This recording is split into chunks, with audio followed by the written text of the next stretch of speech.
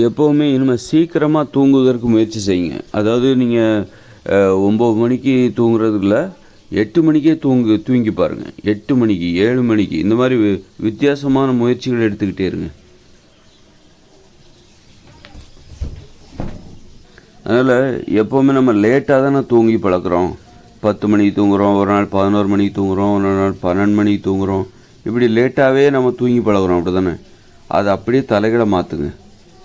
அதனால் லேட்டாகவே தூங்குறதுனால தான் லேட்டாகவே எழுந்திருக்கிறோம். நம்ம வாழ்க்கையில் எப்போவுமே லேட்டாகவே எழுந்திருக்கிறோம். காரணம் லேட்டாகவே தூங்குகிறோம். அப்போ நம்ம எதை மாற்றணும்?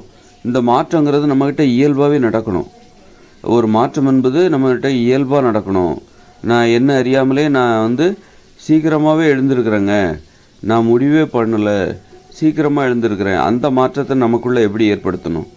ஏன்னா புத்திசாலித்தனமாக தான் நம்ம யோசிக்கணும். நம்ம உடம்புல ஒரு மாற்றத்தை ஏற்படுத்தணுன்னா நம்ம கொஞ்சம் புத்திசாலித்தனமாக யோசிக்கணும், அறிவை பயன்படுத்தணும். சும்மா அப்போ என்ன பண்ணால் சீக்கிரமாக தூங்க பழகணும். இப்போ 9 மணிக்கு தூங்கணும், இரவு 9 மணிக்கு தூங்கணும். சீக்கிரமாக தூங்கினா சீக்கிரமாக எழுந்திருக்கலாம். காலையில் எல்லாருக்குமே அதிகாலையில் எழுந்திருக்கணும்னு ஆசை. அதிகாலையில் எழுந்திருந்தால் கண்டிப்பாக ஜெயிச்சிருவாங்கங்கிறது ஒரு நம்பிக்கை.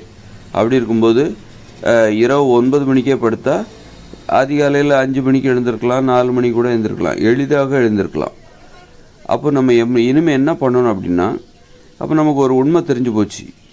சீக்கிரமாக தூங்கினா சீக்கிரமாக எழுந்திருக்கலாம் அப்படின்னா இனிமேல் நம்ம என்ன பண்ணணும்? எப்போவாவது வாய்ப்பு கிடைச்சா 8 மணிக்கே தூங்கி பாருங்கள். 8 மணிக்கு தூங்கி பாருங்கள், அல்லது 7 மணிக்கு தூங்கி பாருங்கள். ஒரு நாள் 8 மணிக்கு தூங்கி பாருங்கள். எப்போவாவது வித்தியாசமான முயற்சிகளை செஞ்சு பாருங்கள். 7 மணிக்கே தூங்கி பாருங்கள். அப்போ என்ன ஆகும் அப்படின்னா, ரொம்ப நேரம் உங்களால் தூங்கும்போது போர் அடிக்கிறோம். 7 மணிக்கே தூங்கிட்டீங்க, உங்களுக்கு தூக்கமும் வந்துருச்சு. அப்போ 7, 5, 12, அப்புறம் ஒரு 4 காலைல 4 மணிக்கு விட 4 மணிக்கே கூட எழுந்திருவீங்க. முத நாள் நைட்டு நீங்கள் 7 மணிக்கு படுத்துட்டிங்கன்னா மறுநாள் காலையில் 4 மணிக்கே எழுந்திருவீங்க. ஏன்னா 9 மணி நேரமாக நீங்கள் தூங்கிட்டு இருக்கீங்க. ரொம்ப போர் அடிக்கும் உங்களுக்கு. இதுக்கு மேலே உங்களால் தூங்க முடியாதுங்கிற மாதிரி முழிப்பு வந்துடும். அப்போது அதிகாலையில் விழிப்பதற்கான ஒரு புத்திசாலித்தனமாக நம்ம உடம்புக்கிட்ட நாமளே நடந்துக்கணும். உன்னை நான் காலைல எழும்ப வைக்கிறேன் பாரு, சீக்கிரமாக உன்னை தூங்க வச்சுட்டு உன்னை காலைல நீ முழிக்கிறியா இல்லையா? அப்புறம் வேறு வழியே இல்லாமல் ரொம்ப நேரம் உன்னால் தூங்க முடியாது, உனக்கு போர் அடிக்கும். தேவையான அளவுக்கு தூங்கிட்ட, போதுங்கிற அளவுக்கு தூங்கவும் வைக்கிறேன், அதே நேரத்தில் உன்னை காலையில் நான் எழுப்பவும் வைக்கிறேன் அப்படின்னு சொல்லிட்டு நீங்கள் என்ன பண்ணணும்? வித்தியாசமான முயற்சிகளை கையில் எடுக்க வேண்டும். சீக்கிரமாக தூங்குங்க.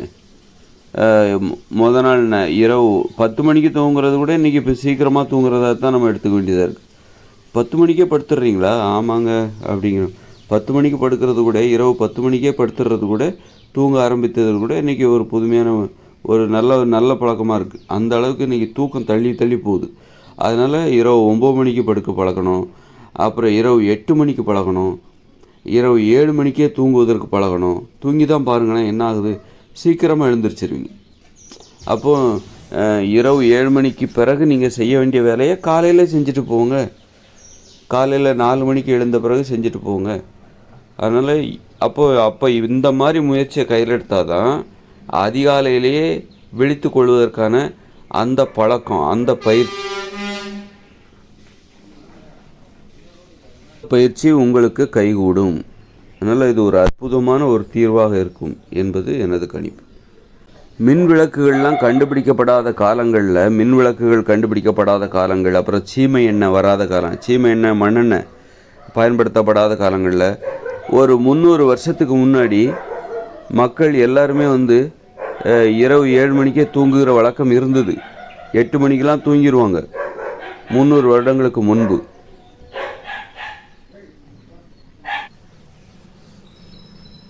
அதான் 300 வருடங்களுக்கு முன்பு நம்மலாம் 7 மணிக்கே தூங்கியிருப்போம். ஏன்னா மின் விளக்குகள்லாம் கிடையாது. இரவு ஒரு அமாவாசை இருட்டிலலாம் நீங்கள் என்ன பண்ணுவீங்க? மின் விளக்குகள் இல்லாத காலங்களில் அமாவாசை இருட்டு அப்படின்னா 7 மணிக்கே தூங்கிடுவாங்க. இருட்டில் போய் ஒருத்தர் என்னத்தை பார்த்துக்க முடியும்? விளக்கெண்ணெயை பற்ற வச்சு அவங்க எந்த அளவுக்கு வெளிச்சத்தை ஏற்படுத்தியிருக்க முடியும்? விளக்கெண்ணெய் பற்ற வச்சு வெளிச்சத்தெல்லாம் பெருசாக ஏற்படுத்தி விட முடியாது.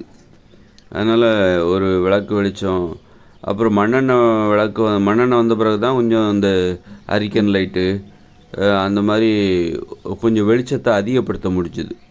மண்ணெண்ணெய் வருவதற்கு விளக்கு எண்ணெயை வச்சுக்கிட்டு பெருசாக வெளிச்சத்தெல்லாம் ஏற்படுத்த முடியாது. அந்த வெளிச்சத்தை ஏற்படுத்தி அவங்க உட்காந்து இரவு கஷ்டப்பட்டுலாம் உட்காந்து பேசிகிட்டு இருக்க போகிறதில்ல. இரவு விழித்திருப்பதை விட தூங்குவதே மேலானது அப்படிங்கிறது நினச்சிட்டு ஒரு 300 வருஷத்துக்கு முன்னாடி மக்கள் 7 மணிக்கே கூட தூங்கிடுவாங்க. குழந்தைங்கள்லாம் 7 மணிக்கே தூங்கிடுவாங்க. ஏன்னா அவங்க ஓடி ஆடி விளையாடுவாங்க, அந்த அசதியில் தூங்கிடுவாங்க. அது மாதிரி மற்றவங்களும் பெரும்பாலும் விவசாயம் தான் பார்த்துருப்பாங்க. அந்த ஒரு 300 வருஷத்துக்கு முன்னாடி வரைக்கும் பெரும்பாலான மக்கள் விவசாயம், நல்ல உடல் உழைப்பு அப்படி இருக்கும்போது அந்த களைப்பில் என்ன பண்ணிடுவாங்க, சாயந்தரம் 7 மணிக்கே படுத்தாங்கன்னா தூங்கிடுவாங்க, அதிகாலையில் விழிச்சிருக்கும். ஆக இது ஒரு மனித வாழ்க்கை முறை, நாம் மறந்து போன ஒரு வாழ்க்கை முறை. இடையில அப்புறம் மண்ணெண்ணெய் விளக்கு வந்தது, அப்புறம் மின் விளக்கு வந்தது, மின்சாரம்லாம் வந்தது. இரவு நேரத்தை வெளிச்சமாக்கணும். அன்னைக்கு நம்முடைய வாழ்க்கை முறை மறந்து போயிடுச்சு. 7 மணிக்கே தூங்குகிற அந்த வழக்கம் இல்லாமல் போச்சு. இரவு கண் விழிக்கின்ற வழக்கம் வந்துருச்சு. அது இன்றைக்கி பார்த்தா என்ன ஆகுது அப்படின்னா, மின் விளக்கு வந்தால் கூட 9 மணிக்கு தூங்குகிற வழக்கம் இருந்தது.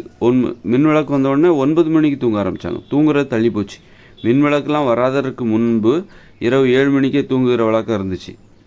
மின் விளக்கு வந்தோடனே 9 மணிக்கு தூங்க ஆரம்பித்தாங்க. 8 மணிக்கு தூங்க ஆரம்பித்தாங்க. அப்புறம் 9 மணிக்கு தூங்க ஆரம்பித்தாங்க. அப்புறம் டிவி வந்துச்சு. டிவி வந்தோடனே இரவு 10 மணிக்கு தூங்க ஆரம்பித்தாங்க. இப்போ மொபைல் ஃபோன்லாம் வந்துருச்சு. மொபைல் ஃபோன், ஸ்மார்ட் டிவி இதெல்லாம் வந்தோடனே இப்போ 11 மணி 12 மணி ஆகிடுது தூங்குவதற்கு. அது மாதிரி காலையில் எழுந்திருப்பதும் இல்லை, ரொம்ப லேட் ஆகிடுச்சு. எந்த அளவுக்கு லேட்டாக தூங்குகிறோமோ அந்த அளவுக்கு லேட்டாக எழுந்திருக்க ஆரம்பிக்கிறோம். அதுக்கு இந்த மின் விளக்குகள் தான் காரணம். இதனால் உடல் ஆரோக்கியம் கெட்டு போகுது. அப்போ இப்போ காலையில் எழுந்திருக்கணும். என்ன பண்ணணும், அந்த காலத்தில் நாம் கடைபிடித்த அந்த வழக்கத்தை மீண்டும் கையில் எடுக்க வேண்டும். நம்ம வாழ்க்கையிலேருந்து தொலைஞ்சு போன அந்த பழைய கால நடைமுறை, சீக்கிரமாக தூங்குகிற வழக்கத்தை கையில் எடுக்க வேண்டும். எப்பெல்லாம் வாய்ப்பு கிடைக்குதோ அப்போல்லாம் 7 மணிக்கு தூங்கிடணும். சாயந்தரம் 7 மணிக்கு தூங்கிடணும். 8 மணிக்கெல்லாம் தூங்க ஆரம்பிச்சிடணும்.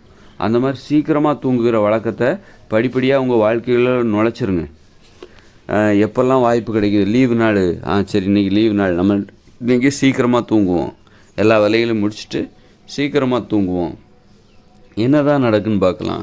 ஒரு பரிசோதனை, இந்த பரிசோதனை தான் இதுவே நாளைக்கு என்ன ஆகும், இது ஒரு வழக்கமாக மாறி சீக்கிரமாக தூங்குகிற வழக்கம். 7 மணிக்கே நீங்கள் தூங்கிட்டிங்கன்னா என்ன ஆகும், அது என்றைக்கா ஒரு நாள் கஷ்டமாக தான் இருக்கும். அது என்ன ஆகும் அப்படின்னா 9 மணிக்கே நீங்கள் தூங்கிடுவீங்க. ஒரு நாள் விட்டுட்டீங்க அப்படின்னா அது வழக்கமாக இப்போ 7 மணிக்கு நீங்கள் தூங்குவதற்கு முயற்சி எடுக்கிறீங்க அப்படின்னா கடைசியில் அது என்ன ஆகும்னாக்கா 9 மணிக்கு தூங்குறது தான், 9 மணிக்கு தூங்க பழகிடுவீங்க. அப்போ நம்ம என்ன பண்ணோம், 9 மணிக்கு தான் எழுந்திருக்கணும், 9 மணிக்கு தூங்கணும் அப்படின்னு நம்ம ஒரு முடிவு பண்ணி வச்சுருக்கோம். இரவு 9 மணிக்கு தூங்கணும், அப்போ அதிகாலையில் எழுந்திருக்கலாம் அப்படின்னு ஏற்கனவே நான் சொன்னேன். அதுக்கு நம்ம என்ன பண்ணணும்னா, இரவு 9 மணிக்கு படுக்கணும்னா 7 மணிக்கே தூங்க பழகுங்க. அப்போ தான் உங்களுக்கு 9 மணிக்கு தூங்குறது ஈஸியாக இருக்கும். இது எப்படின்னா, இப்போ நீங்கள் 5 கிலோமீட்டர் ஓடுறது கஷ்டமாக இருக்கா, அதை ஈஸியாக்கணுன்னா நீங்கள் 10 கிலோமீட்டர் ஓடுங்க. அப்போ தான் உங்களுக்கு 5 கிலோமீட்டர் ஓடுறது ஈஸியாக இருக்கும். 5 கிலோமீட்டர் ஓடுறதுக்கு எனக்கு 2 கிலோமீட்டர் ஓடுறது எனக்கு ரொம்ப கஷ்டமாக இருக்குது, என்னால் முடியலைன்னு நீங்கள் சொல்கிறீங்களா, 2 கிலோமீட்டர் ஓடுறது ரொம்ப ஈஸிங்கிறத நீங்கள் புரிஞ்சுக்கணும். அப்படின்னா என்ன பண்ணணும், 5 கிலோமீட்டர் ஓடுங்க. அப்போ 2 கிலோமீட்டர் ஓடுறது உங்களுக்கு ஈஸியாக இருக்கும். அதே மாதிரி தான் நீங்கள் 9 மணிக்கு எழுந்திருக்கணுமா இரவு, அதை எழுந்திருக்க சொல்ல படுக்க சொல்கிறேன், தவறாக சொல்லிட்டேன். இரவு 9 மணிக்கே நீங்கள் தூங்கணும். சீக்கிரமாக தூங்கினா சீக்கிரமாக எழுந்திருக்கலாம். அப்போ இரவு 9 மணிக்கே தூங்கணும்னா நீங்கள் என்ன பண்ணணுன்னா, எப்போல்லாம் உங்களுக்கு வாய்ப்பு கிடைக்குதோ அப்போல்லாம் 7 மணிக்கே தூங்குங்க. அப்போ தான் உங்களுக்கு 9 மணிக்கு தூங்குறது ஈஸியாக இருக்கும்.